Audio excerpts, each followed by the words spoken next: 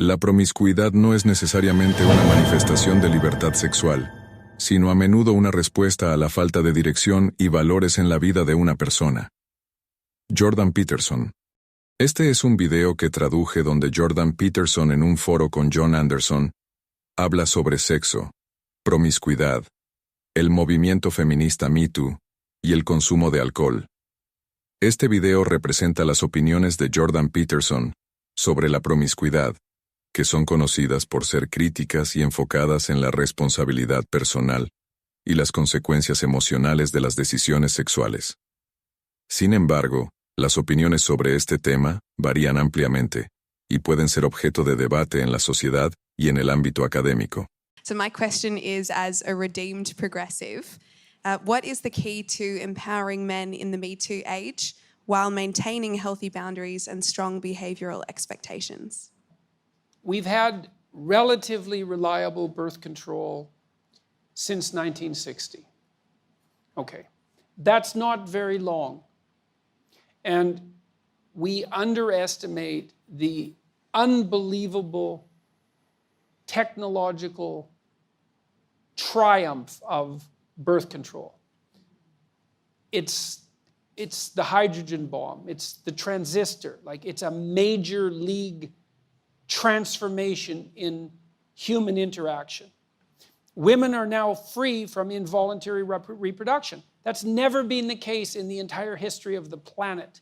Okay, we don't know exactly what to do about that.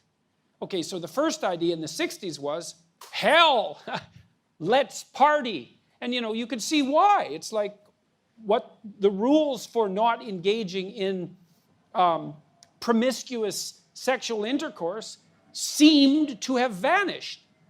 So we had a couple of decades of experimentation. It's like, well, how'd that go? Little hard on the family, I would say. That's not so good for kids. AIDS, that wasn't a plus. Could have killed us all. And it mutated, particularly to take advantage of promiscuous sex, because viruses are very tricky things. So it turns out that sex is a little bit more complicated than we thought. Well, it actually turns out that it's a lot more complicated than we think. Okay, and now it's 50, 60 years later, and we're trying to sort this out. It's like, well, when is it okay to have sex? Exactly. And when is it not okay to have sex? And what does it mean that it's okay? And what does consent mean? And the answer to that is, well, we never used to have to think these things through because the rule was don't have sex until you get married. That was the rule. Now that isn't the rule. Okay, so what's the rule? Well, we're not having a conversation about the rule. We're waiting till someone does something that seems like it might be untoward and then mobbing them and trying to extract the rule out that way. And it's not a very effective way of doing it. You want to decrease campus rape? That's easy. Get rid of alcohol. No one has that conversation. It's like I did my PhD work on alcohol. 50% of the people who are murdered are drunk. And 50% of the people who kill them are drunk. And almost all the date rape situations are consequences of excess intoxication. But yet there's a party culture on campuses and anything goes. And you also have this strange thing, especially on the radical left, which is unbelievably paradoxical, where absolutely every form of sexual expression imaginable is 100% permissible because sex is fine, but it's so dangerous that while you're dancing with someone at a Princeton mixer, you have to ask them 2 or 3 times if it's okay for you to continue. And that's actually the case, by the way. I'm not making that up. It's like, well, both of those things can't be true. Now, what's happening, I think, on the Me Too end of things and the affirmative consent end of things is the old sexual taboos are reasserting themselves. Mm-hmm. The idea that we can extract sex out from emotional intimacy, and especially emotional intimacy, I would say, psychological intimacy, maybe even from long-term relationship, I don't believe it's a tenable idea. I don't think we can do it. And a lot of what we're seeing is the backlash against that. It's like, well, I feel used You know, because one of the things that's happening on the really radical end of the anti-sexual abuse movement is the idea that, well, if you have intercourse with someone and then you regret it the next day, that's evidence that it wasn't consensual.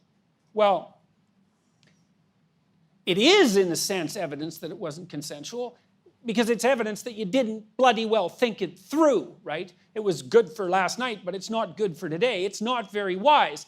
The question is, well, what constitutes consent?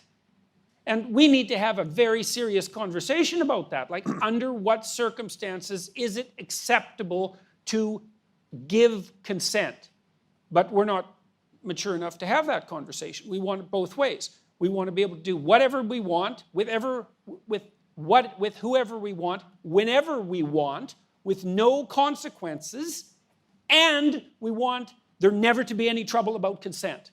It's like, well, no, that's not going to happen. I don't think that sex works very well outside of committed relationships. I don't think there's any evidence that it does. There's a strong proclivity across cultures for the enforcement, social enforcement of long-term monogamy. And there's reasons for that. And I think you deviate from that at your peril. So now, if you want to deviate from that, there's all sorts of reasons to do it. And I can understand why people are interested in adventure and all of that. But, you know, my sense also as a clinician is, you know, you only really get to try out about 5 people in your life. You have to make a decision pretty damn quick.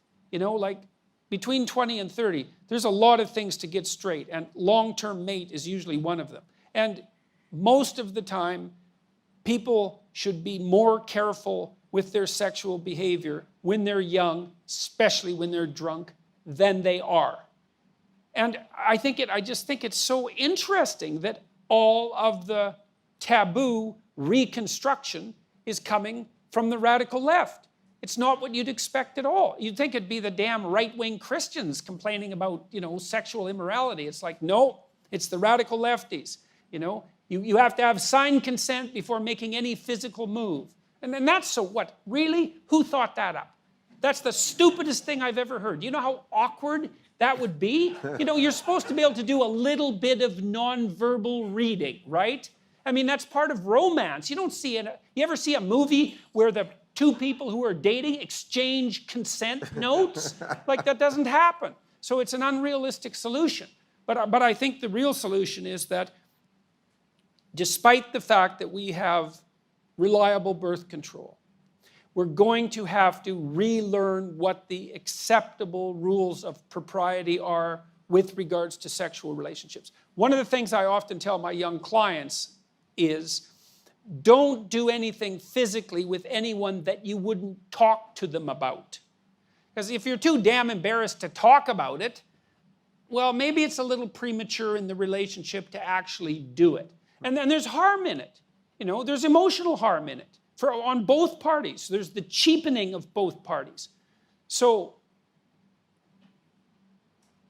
it's going to take us a long time to sort this out. But hopefully we can do it in a serious manner, and it won't be merely a matter of mobbing those who seem to have made an error. So